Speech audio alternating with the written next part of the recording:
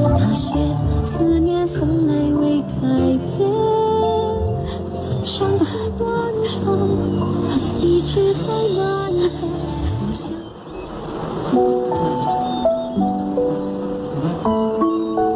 Dokter, katakan, bagaimana kau melewati waktu selama 16 tahun? Jika aku bukan tumbuh besar di makam kuno, mungkin aku sudah mati. Saat itu kenapa kau meninggalkan aku? Saat itu aku berpikir, bagaimana caranya kau memakan obat penawar racun itu? Aku pikir, jika aku mati lebih dulu, aku akan mampu melenyapkan kerinduanmu padaku. Tapi, jika kau tahu aku akan mati lebih dulu, bagaimana kau bisa hidup sendirian? Maka itu aku mengukir kata-kata di tebing, berjanji akan bertemu 16 tahun kemudian, untuk membiarkanmu melupakan aku. Kenapa kau harus mengatakan 16 tahun? Kalau kau bilang 8 tahun, mungkin 8 tahun lalu kita sudah bertemu. Karena dalamnya cintamu padaku, 8 tahun tidak akan melemahkan cintamu padaku. Makanya aku buat menjadi 16 tahun.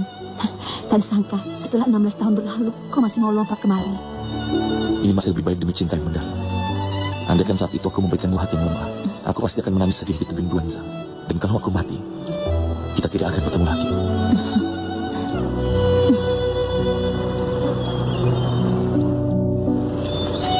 Waktu itu, saat kau terjatuh ke kolam es ini, apa yang terjadi? Setelah aku terjatuh ke kolam es ini, aku langsung masuk ke bongkahan es. Terseret arus yang sangat jauh, hingga menetap di sini. Tapi waktu itu kau terkena racun bunga. Racun yang ganda sudah menyerang ke titik nadi utama. Bagaimana kau bisa bertahan hidup di lembah ini? Ketika pertama kali aku di sini, racun di tubuhku bereaksi beberapa kali. Lalu aku ingat kau mengajarkan aku menggunakan ranjang dingin untuk menyembuhkan lukaku. Lalu aku kembali ke kolam es, memulihkan titik nadi utamaku. Racunnya tidak bisa dinetralisir, tapi sakitnya berkurang. Saat aku berada di kolam es, aku melihat lebah. Aku sangat gembira, seperti bertemu dengan sahabat dan aku membantu membuat sarangnya. Aku rasa lebah ini pasti ditinggalkan oleh bocah tua nakal dulunya. Lalu aku minum madunya dan makan ikan di sini. Ini memang aneh. Racun di tubuhku perlahan-lahan hilang. Tak disangka bahwa kolam es, madu, dan ikan bisa menjadi penawar racun. Rupanya begitu. Sepertinya kalau kita bertemu bocah tua nakal, kita harus berterima kasih pada.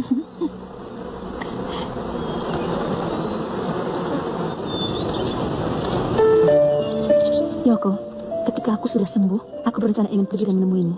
Tapi lembah ini tinggi sekali dan dinding-dindingnya sangat licin. Aku tidak bisa memanjatnya. Lalu aku menanam pohon agar bisa tumbuh tinggi dan mengukir pesan pada sayap lebah bahwa aku ada di dasar lembah putus cinta. Berharap kau bisa melihatnya, tapi tidak ada tanggapan. Aku pikir aku tidak pernah bisa bertemu denganmu lagi.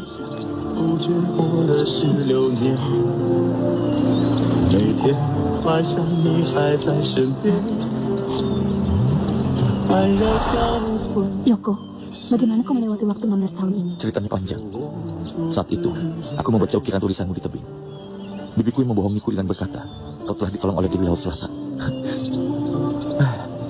Saat itu aku benar-benar mempercayainya dan menerimanya begitu saja. Setelah aku dengar ucapannya, aku makan rumput obat penawarnya. Masih untung kau cukup bodoh percaya padanya. Lalu aku bertemu burung Raja Wali. Ayo. Ayo, siapin makan lagi.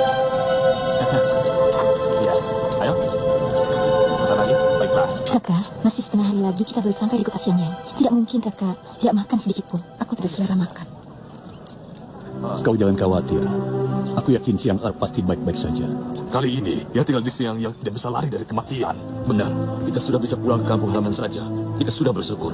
Tapi tidak disangka, sewaktu perjalanan kita pulang ke Siang Yang, di tengah perjalanan, kita terlibat pertempuran yang sangat besar. Kakak, boleh aku tanya? Apa yang terjadi di kota Xiangyang? Kau tidak dengar? Semalam pasukan Mongolia menyelinap ke kota Siang Yang. Banyak pasukan berkuda bersenjata. Ada pasukan pemanah. Terlebih lagi, ada tembakan meriam. Singkatnya, situasi perang sengit, banyak yang terluka. Setelah berperang seharian, pasukan Mongolia baru mundur. Bagaimana dengan pendekar Kui? Apa dia baik-baik saja? Oh, kau tanya tentang pendekar Kui? Ya ampun, untung ada pendekar Kui. Dia bersama para murid partai pengemis bertempur habis-habisan. Betul-betul pahlawan sejati. Mereka melindungi kota itu. Aku dengar pendekar Kui terluka. Kakak Kui terluka. Kakak. Apa ini? Ayo Matu, jangan khawatir. Aku sudah perintahkan menyiapkan pasukan untuk mencegah serangan mendadak pasukan Mongol. Kalau pasukan Mongol datang lagi, kita harus menghabisi mereka.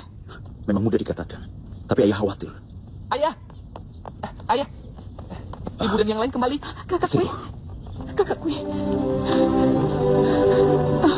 Semuanya sudah kembali dengan selamat, syukurlah. Kakak Kui, aku sangat cemas. Bagaimana keadaanmu? Di mana lukanya? Aku tidak apa-apa. Tenang, aku tidak apa-apa, hanya luka luar. Aku baik-baik saja. Kui Cheng, bagaimana situasi kota Xiangyang? Pasukan Mongolia datang secara mendadak untuk menguasai kota Xiangyang. Untungnya para pendekar mau berjuang untuk mengalahkan mereka. Aku pun percaya pasukan Mongolia pasti akan mundur. Pertama kita berhasil mengalahkan mereka, tapi kedua kalinya belum tentu. Aku takut mereka berhasil merebut kota Xiangyang. Jangan khawatir. Kalau pasukan Mongol berani datang lagi, buat keturunan akan hadapi mereka. Aku pasti akan kalahkan mereka. Saudaraku, aku takut. Cepetong, kau jangan seperti ini. Ayo turunlah dulu. Turunlah dulu. Cepetong. Ada kau yang ikut membantu. Ini pasti akan jauh lebih baik. Oh iya, istriku. Apa kau punya kabar dari Yoko dan Xiang? Aku takut kau bermasalah dengan pasukan Mongolia, makanya tidak memberitahumu. Ceritanya begini, Xiang bertemu dengan Yoko di lembah putus cinta. Kali ini kau salah. Yoko berada di tepi jurang. Bagaimana kau bisa biarkan dia ke sana? Nyonya Kui mempertaruhkan nyawanya dengan menyelam ke kolam ketika menemukan Yoko tidak ada di lembah putus cinta. Terlebih lagi membiarkan gadis kecil itu sendirian ke tangan penjahat licik itu. Masalahnya genting, tiap orang tidak memperhatikannya. Jika karena perbuatan Xiang membuat Yoko menghilang lagi, bagaimana dengan hati nurani kita? Hakim Rodamas sudah menculik Xiang Menurut kalian, apa tujuannya sekarang? Menurutku dia menculik Xiang untuk mengajukan tuntutan pada kita. Guru, ada pihak Mongol di luar gerbang. Hari ini, kau datang ingin membicarakan apa? Pendekar Kui, putrimu menjadi tamu kami di Mongolia sekarang. Lalu kenapa? Asalkan kau menyerah. Kamu aku menyerah, jangan berharap. Kau tidak peduli lagi pada nyawa putrimu. Nyawa putriku memang penting, tapi ribuan nyawa warga kota ini lebih penting. Baik, aku tidak percaya. Hatimu tetap sekeras itu. Jika menyaksikan kematian putrimu tanpa melakukan apapun. Untuk melindungi rakyatku, matiku kira menyesal. Kau tidak perlu bicara lagi. Kejam. Aku beritahu, karena Agung sudah menyebarkan pengumuman. Siapapun yang berhasil membunuh kucing akan menerima uang dan promosi 3 kali lipat. Baik, aku akan tunggu. Aku akan tunggu di kota Xiangyang. Biarkan Agung kalian tahu dan melihat sendiri bagaimana kehebatan rakyat Songta.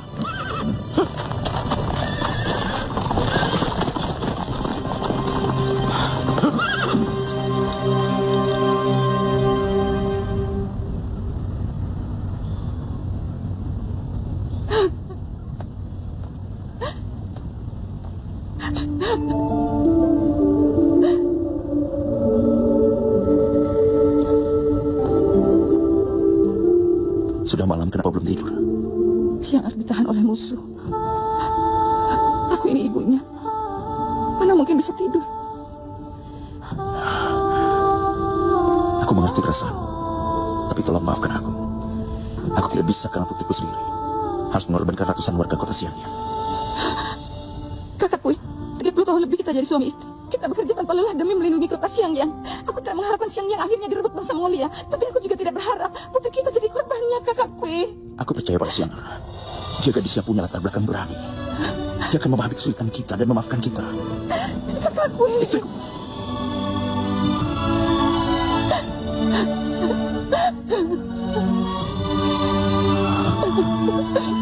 Tenanglah.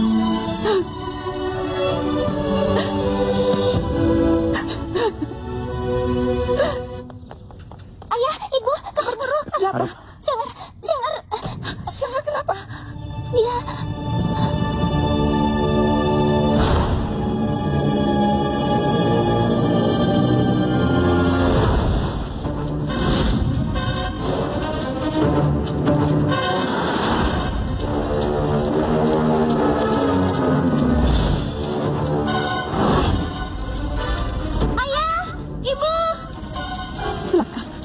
membakar Xiang.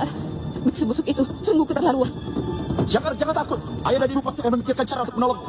Pendekar Kui, kau mau membebaskan putrimu yang cantik tidaklah sulit.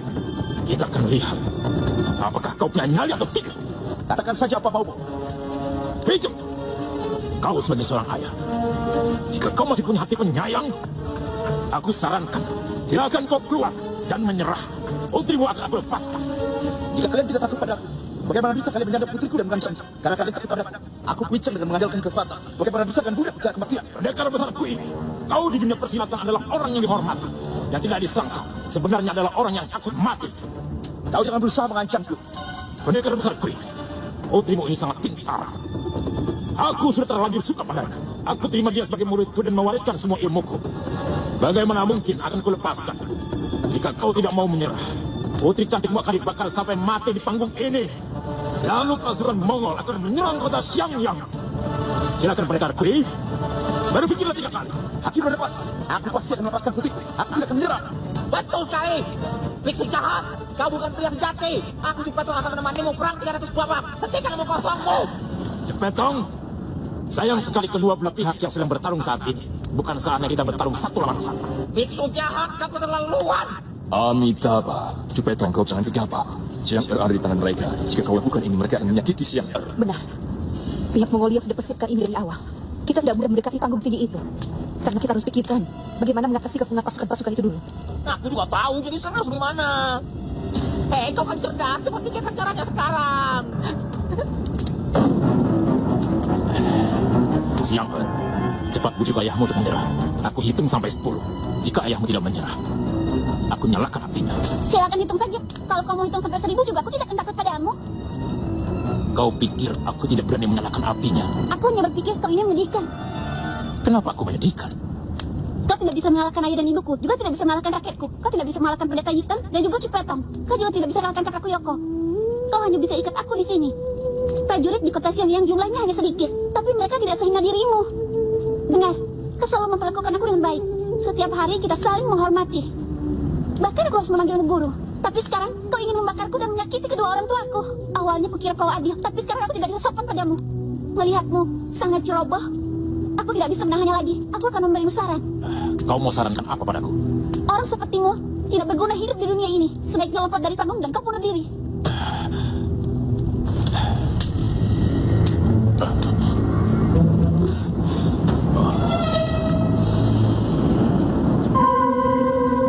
Wijang, aku akan hitung sampai 10.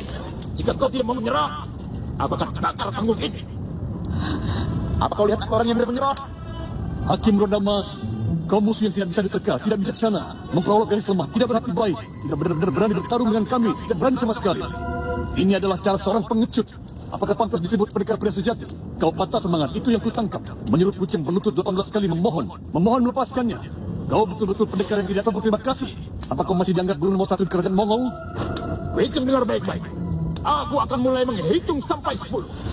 Pada hitungan ke-10, putrimu tercinta akan menjadi aku. 1, 2, 3, 4, 5. Jangan! Dengarkan ayah. Kau putri yang baik dari dinas Kesok. Kuat, berani, dan tidak kenal takut. 6. Jika ayah dan ibuku tidak bisa menyelamatkan, maka kelak kami akan membunuh dia dan membalaskan dendam. Aku tidak takut. Namaku Siang Er dan bereputasi keluargaku. Demi kota Siang yang aku rela mati. Kalian tidak perlu khawatirkan putrimu. Aku rela berkorban. 7. Kau memang putriku yang baik. Siang Er, ibu. Istriku. Siang Er.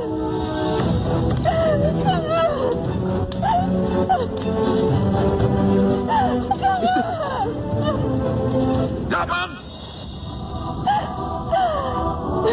9. Hakim Rodamas, kenapa berhenti? Pelawak, pekat. Baik.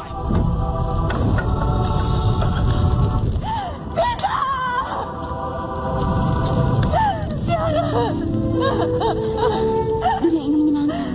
Kenapa aku harus cepat mati? Entah di mana kakak Iko berada. Apa dia sudah kembali ke lembah putus cinta?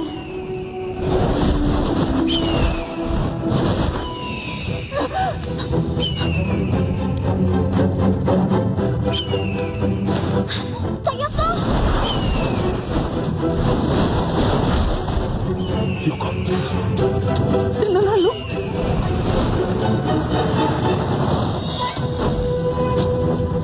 Kak Yoko, kau datang menolongku. Aku janji membawa lu akan menemuimu. Mana mungkin ku biarkan kau mati.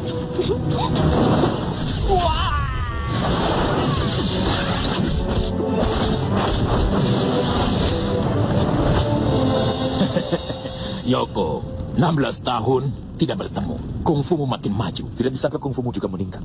Dalam hidupku, kau benar-benar lawanku yang tangguh. Sudah aku bilang kau tidak bisa mengalahkan kakakku. Kau tidak tahu malu. Kak Yoko, beri dia pelajaran.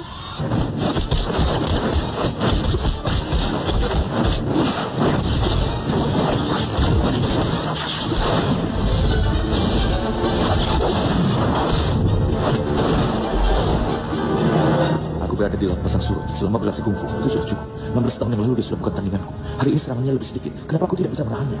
Apa alasannya? Maju!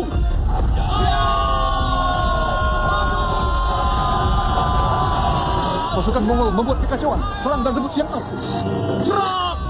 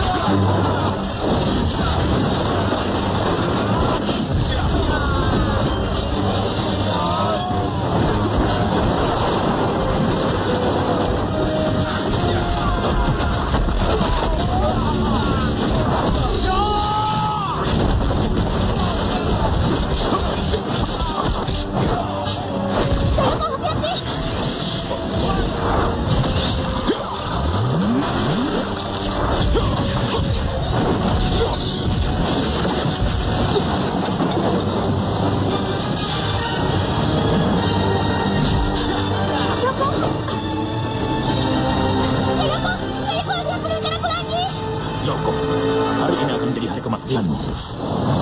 Lumba, kita bertemu lagi setelah lama berpisah. Juga ada kesedihan yang teramat dalam. Lihat tapak tangan ini juga gagal. Bahkan nyawaku pun harus dikorbankan. Lumba, selamat tinggal. Jaga dirimu.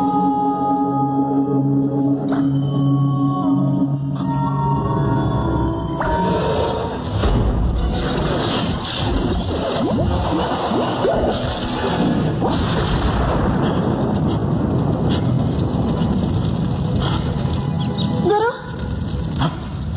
Guru. Guru berjanji padaku tidak akan membunuh orang lagi. Apa guru sudah lupa?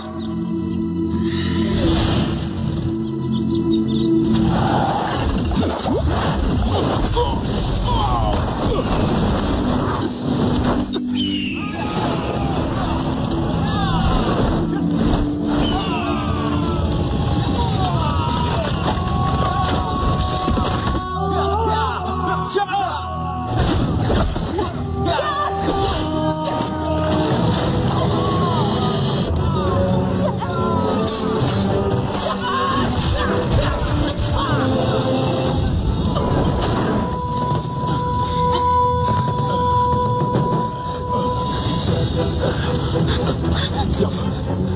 Bisakah kau sekali lagi memanggilku guru?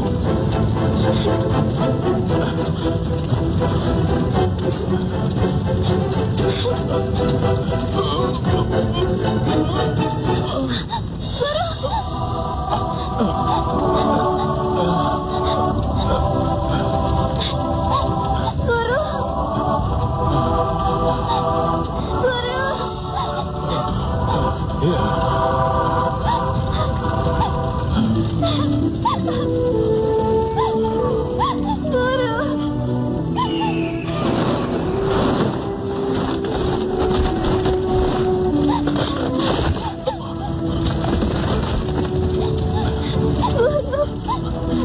Yoko.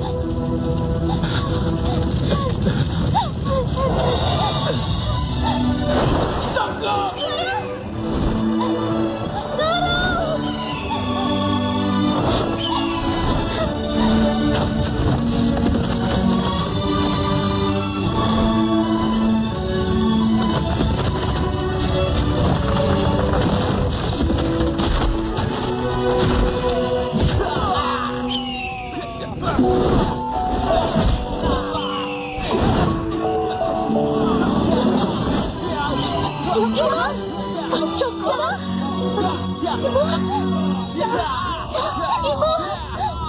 Ibu, awas hati-hati.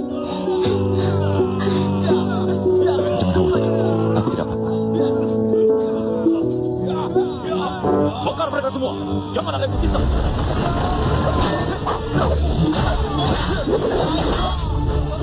Sebelum terlambat, kita habiskan Agung sekarang. Ayo.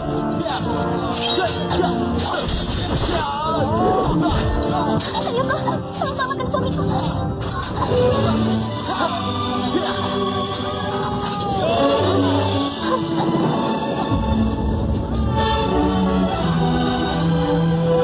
Yuji adalah saudara. Kau pasti menyelamatkan. Apa kau membencinya? Kenapa dia selalu tidak pedulikan aku? Kalau dia ikut aku sehari saja, meskipun aku akan puas. Kenapa aku selalu membencinya tanpa alasan?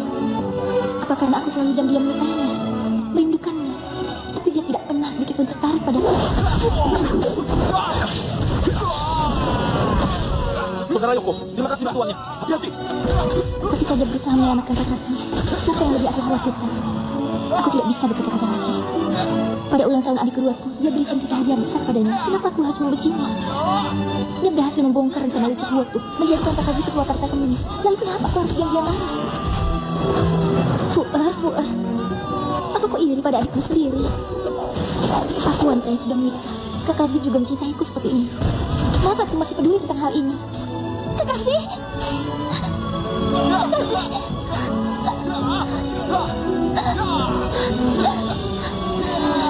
Kayuko, selama ini aku bersalah padamu. Tapi kau membalas kejahatan dengan kebaikan. Yang sudah lalu jangan dibahas lagi. Aku hanya berharap kau tidak membenciku lagi. Hiruji, pasukan Mongolia semakin banyak. Sebaiknya kita bersama membunuhkan Agumon. Itu yang bagus.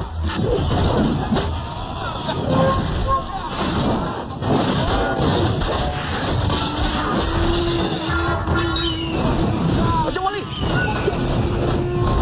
Saudara Yoko, ambil ini! Mana?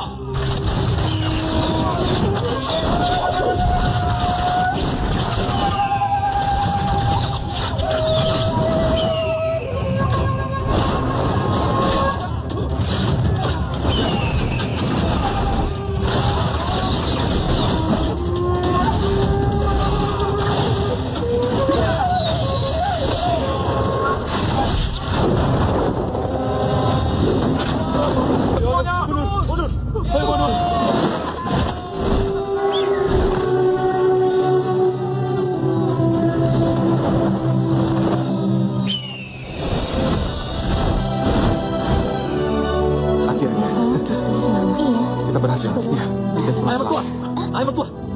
Bagaimana? Aku baru dapat laporan bahwa pasukan Mongolia sudah mundur. Syukurlah. Karena Agung Mongolia sudah tewas. Tersisa beberapa pejabat, dan itu bukanlah masalah lagi buat kita. Sekarang kota Xiangyang sudah selamat.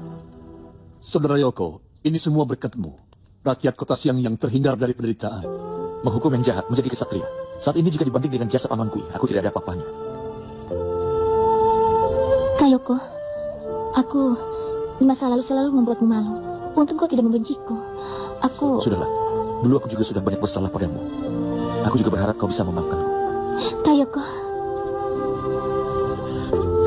Yoko, kali ini jasamu besar. Warga kota Xiangyang sangat berterima kasih. Kami juga sangat senang. Kau menyelamatkan Chi-Er dan Xiang-Er. Pamanmu juga berhutang budi padamu. Ayah dan ibumu di alam sana pasti sangat bangga padamu. Bibiku, sebenarnya yang paling membuatku bahagia sekarang, aku bisa bersama dengan Lumbar. Yang lain tidak penting bagiku. Yoko, paman sangat bangga padamu. Sekarang kau dan Nona Lu sudah bersatu kembali. Aku ikut merasa bahagia. Pamanku, ada yang terpendam di hatiku yang tidak bisa kukatakan selama 20 tahun. Kalau bukan karena masa kecilku yang membuat paman menderita dan juga didikan bibiku, Yoko tidak akan seperti ini. Jangan pernah bilang begitu. Tapi seseorang tidak seharusnya merupakan asal usulnya. Di tahun lalu, jika bukan pendeta Chi yang menegakkan keadilan, 7 guruku tidak mungkin pergi ke Mongolia. Selain itu, guru senior Hong juga penuh kasih sayang. Bagaimana paman bisa punya ilmu kungfu? Sayangnya, perayaan kemenangan hari ini, semua senior yang terlibat, yang lainnya sudah meninggal. Benar-benar menyedihkan. Oh ya, sekarang pasukan Mongol sudah mundur. Istirahatlah di kota Xiangyang dulu. Lihat dengan jelas kecenderungan pasukan Mongolia agar tidak terkecoh. Sewaktu kita benar-benar dapat informasi, kalau pasukan Mongol benar-benar mundur, aku mau pergi ke Gunung Hua, menghormati makam guruku. Pamanku, aku juga ingin ikut. Baiklah. Bagaimana kalau kita semua ikut pergi?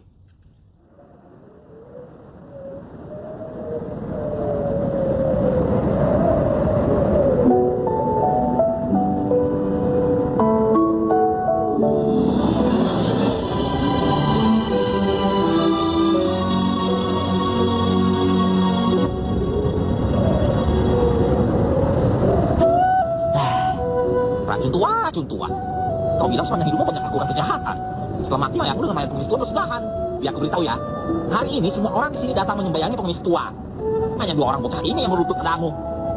Kalau kau tawarkan begini, dulu kau pastinya menyesal telah melakukan banyak kejahatan pada orang lain. Di kehidupan mendatang jadi orang baik.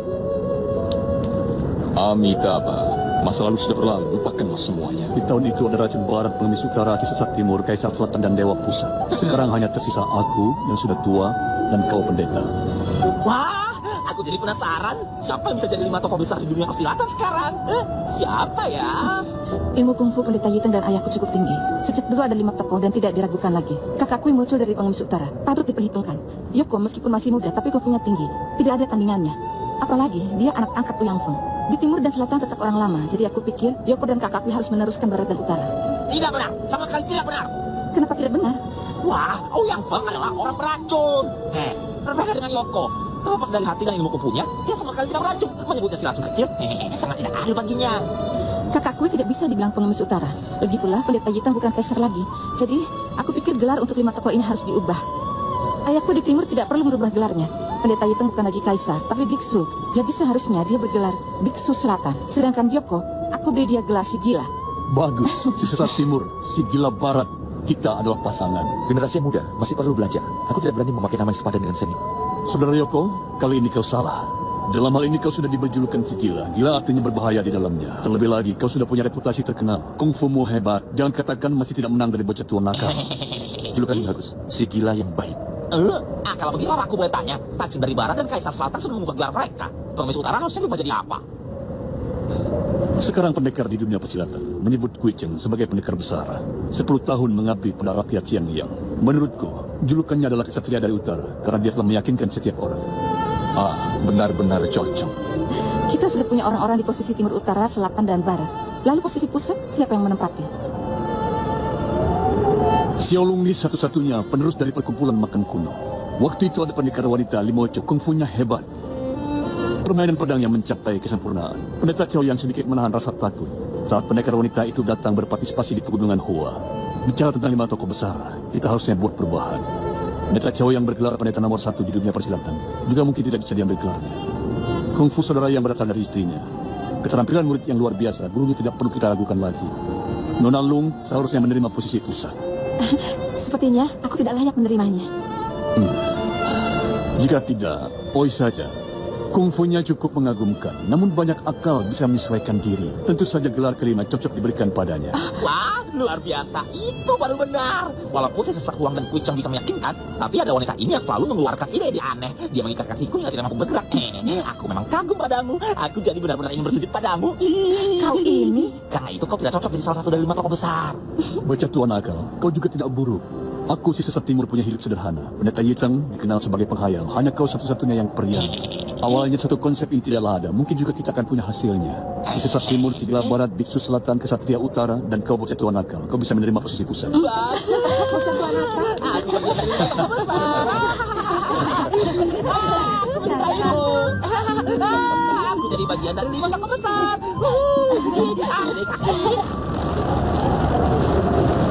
Yoko, kalian tidak mau kembali bersama kami ke kota Xiangyang, pamanku.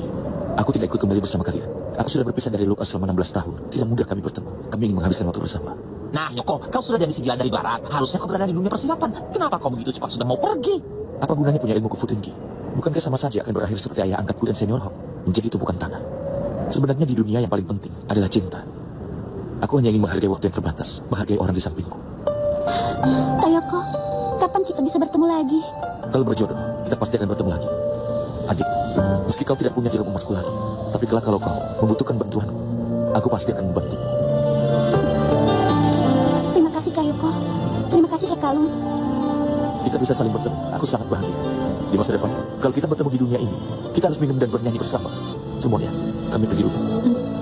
Lumah, kita pergi.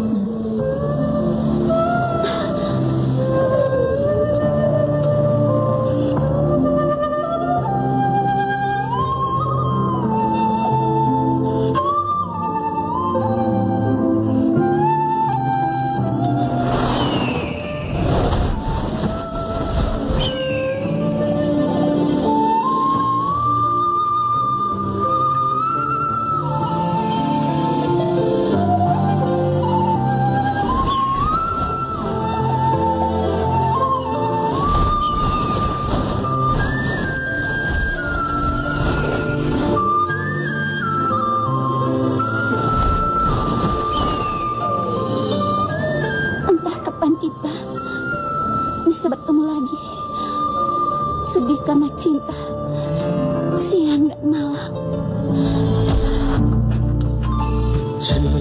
叫生死相许。天南地北说非可，老翅几回寒暑。欢乐去，离别苦，酒中更有是儿女。君应有语，渺万里彩云，千山暮雪之影向谁去？千山暮雪之影向谁去？